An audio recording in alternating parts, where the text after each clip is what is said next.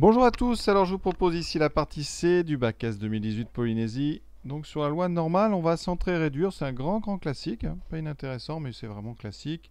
Donc on a ici grand X qui est une variable aléatoire, hein, qui donne la durée en minutes, hein, ici d'un film d'animation pris au hasard dans un stock de DVD. Voilà. Et on vous dit donc que X suit, hein, la loi normale, donc de paramètres mu, alors ici on connaît 80, et d'écart type sigma, donc la notation met un carré, et mu on vous dit donc 80. Par contre on ne connaît pas sigma, et c'est l'objectif, c'est de déterminer sigma, avec une seule information, c'est qu'on sait que la probabilité que la durée dépasse 92, c'est de 10%, c'est-à-dire P de x supérieur ou égal à 92 égale 0,10. Alors avec votre machine, vous ne pourrez rien faire parce que vous n'avez pas sigma. Donc, la technique classique qu'il faut connaître vraiment, c'est qu'on va centrer et réduire. On va d'abord enlever la moyenne, c'est-à-dire l'espérance. On fait x moins 80, donc on enlève 80 des deux côtés. Ça fera x moins 80 supérieur à 92 moins 80. 92 moins 80, ça fait 12. Et ça, cette probabilité, elle vaut toujours 10. Elle n'a pas changé. On a juste transformé l'inéquation qui est entre les deux parenthèses. Ensuite, on va diviser par l'écart type, c'est-à-dire sigma, qu'on ne connaît pas, mais c'est pas grave. Il existe, il n'est pas nul. Voilà, égale 0,10. Et là, on va introduire une nouvelle variable aléatoire. Cette variable aléatoire, en général, on l'appelle z. Donc, on pose z égale x, moins 80 sur sigma. On sait, comme x a pour moyenne 80 écart type sigma, eh bien on sait, hein, z suit la loi normale standard, c'est-à-dire la loi normale qu'on appelle la loi normale centrée réduite. Centrée réduite, donc celle-là, c'est la n 0,1. Effectivement, on a enlevé la moyenne, on a divisé par sigma, on a recadré les choses et on a devant nous une loi qu'on connaît par cœur, hein, la loi n 0,1. Donc maintenant, on arrive, on cherche donc un nombre petit a, un réel, tel que bien, la probabilité que la variable z soit plus grande que petit a, c'est 0,1. Et là, on va utiliser, avec les calculatrices, la touche inverse normale. Et là, deux types de calculatrices. Soit votre calculatrice fait des inverses normales à droite, parce que ici, qu'est-ce qu'on cherche? Vous avez votre courbe de loi normale. Vous voulez ici un a tel que la probabilité qui reste à droite soit de 0,1. D'accord? Ça, c'est donc, on cherche une R qui est à droite, donc right, pour ceux qui ont ça en anglais. Pour ceux qui n'ont qu'une touche, c'est-à-dire inverse normale, ça ne va pas aller. Votre calculatrice ne fait que des left. Donc il faut transformer votre supérieur égal en inférieur. Donc cela, eh bien on fera une méthode. On va prendre le contraire. On va prendre z. On va chercher donc petit a, tel que z inférieur à petit a, soit non pas 0,1, mais le contraire, c'est-à-dire 0,9. On transforme, c'est la même chose, hein, d'accord? Mais l'avantage, c'est qu'ici, vous cherchez maintenant la zone, ici, qui est à gauche. Et c'est celle que vous donne la machine. C'est la zone left. Ça, c'est pour les vieux modèles de TI. Je vais vous montrer d'ailleurs le modèle que moi j'ai qui fait ça.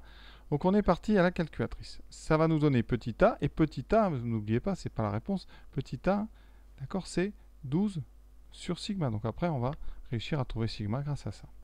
Première machine, une Casio. Donc là, c'est classique. On va menu, statistiques. Voilà, distribution normale. Et on va sur inverse normale. Vous avez le choix, right, center ou left. Ici, je vais laisser le 0,1, donc je vais prendre right. L'air, je veux du 10%. Sigma, 1. Eh bien, ici, on est sur la loi 0,1. D'accord? Donc, c'est 1. Et mu, c'est 0. Voilà. Et vous allez voir, petit a, c'est donc 1, on va garder au maximum à la précision. Donc, je vais tout noter, hein, parce que, comme on va inverser après, c'est mieux de garder vraiment de la précision. Mon stylo veut pas marcher. Voilà. Donc, A est à peu près à 1,28, 155, 157. Voilà. Alors ensuite, avec une Texas. Alors je prends le dernier modèle, un des modèles récents. Vous avez dans, donc, ici, distribution, donc seconde distribution. J'ai l'impression de faire ça tout le temps. Hein, si vous avez fait déjà plein de vidéos, vous voyez, vous savez faire. Donc 3 inverses normales. Ici, on a une R de 0,1. Elle est à, donc ici, droite. Donc je vais devoir ici, c'est en français, hein. Donc je descends, on a bien mu 0 sigma. Par contre ici j'indique une R droite. Voilà. Je valide deux fois. Pardon, il faut que je descende. Voilà, sinon ça ne va pas le faire. Je valide et je trouve, vous voyez, 1,28, la même. Alors là, un petit peu plus long, donc j'ai 157. On va garder celui que j'avais mis. Alors, ça, c'est pour les calculatrices qui font une aire à droite maintenant, pour celles qui ne font pas d'aire à droite. Alors, j'ai ce modèle-là, vous voyez ici. Donc, eh bien, qu'est-ce qui se passe? Quand je vais dans distribution, dans inverse normal, si j'appuie, j'ai que ça. Voilà. Donc, j'ai pas le choix. Il fait que du inférieur ou égal. Donc, je vais lui dire tout d'abord 0,9. Hein, j'ai transformé, n'oubliez pas. Je lui donne ensuite la moyenne 0 et l'écart type 1. Voilà, on ferme la parenthèse, on valide et on trouve la même chose. Vous voyez, vous êtes sauvés, vous ne serez pas les seuls à ne pas pouvoir faire, mais il faut par contre connaître cette petite astuce. Voilà, on continue cet exercice parce qu'on n'a toujours pas trouvé sigma. Donc, 12 sur sigma, ça fait A. Ça veut dire que A est égal à 12 sur sigma. Je fais petit produit en croix. Ça veut dire que sigma, c'est donc 12 sur A. Et c'est pour ça que j'ai gardé plein de précisions sur A. Je prends une calculatrice au hasard. Voilà, hop. Je vais écrire donc 12 divisé par donc 0, oh pardon, 12 divisé, c'est pas 0, c'est 1, donc 281, 155, 157.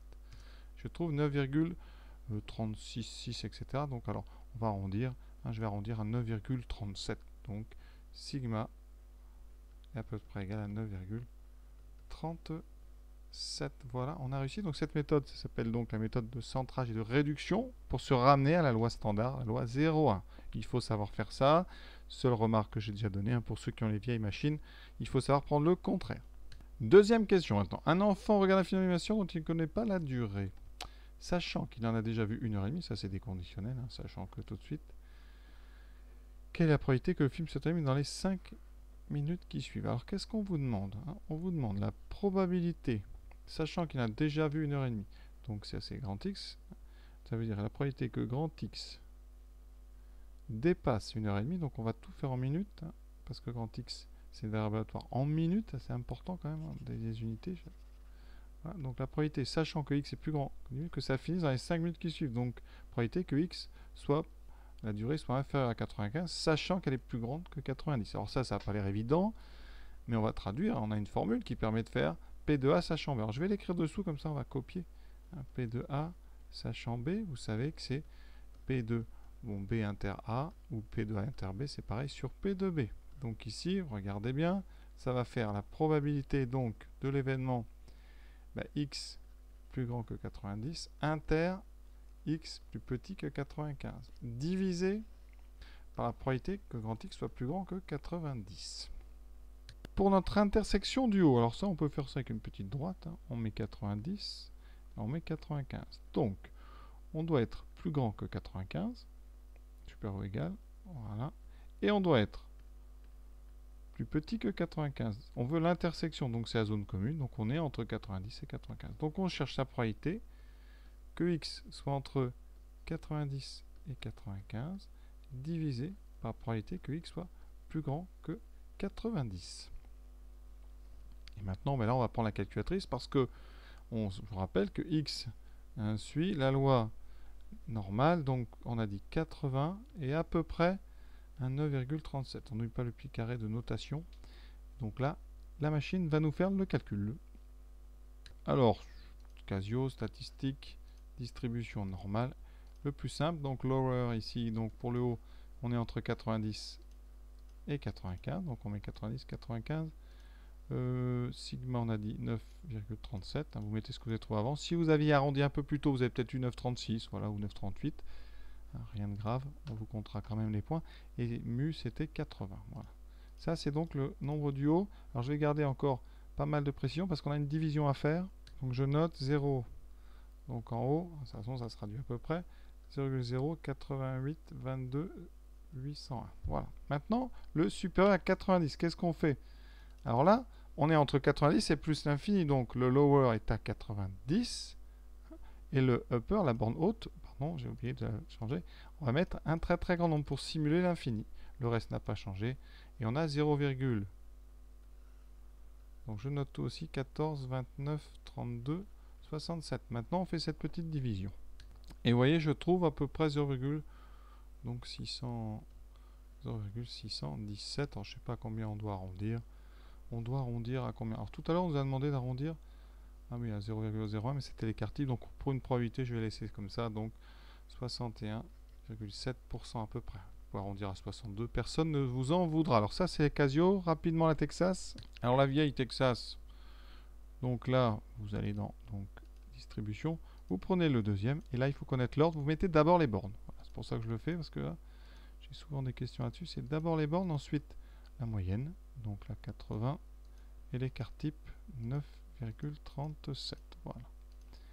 Et ça vous donne, vous voyez, ce que j'ai en haut. Pour l'autre, ben c'est pareil, distribution, on va tout faire, mais c'est vraiment pour ceux. Alors là, on met lower 90. Ensuite, on va jusqu'à l'infini, donc on va mettre un très gros nombre, un 1 avec plein de zéros, voilà. Ensuite, pareil, 80,9.37, voilà. Et vous voyez, vous n'avez plus qu'à noter et à faire la division. Avec la modèle récent, c'est beaucoup plus simple. Alors, on va dans le menu, qui est très joli. Voilà, le deuxième. Fonction de répartition. Ici, donc, on a dit 90, 95, mu. Donc là, ils ont mis mu 80. Et ensuite, ils ont mis sigma, donc 9.37. Donc voilà. On valide et on trouve ce que j'avais mis en haut. Vous faites pareil pour le reste. Et l'exercice, donc, ici est terminé. Voilà, j'espère que ça vous a plu, que j'ai été clair. Je vous souhaite de bonnes continuations dans vos révisions. Et puis, à bientôt.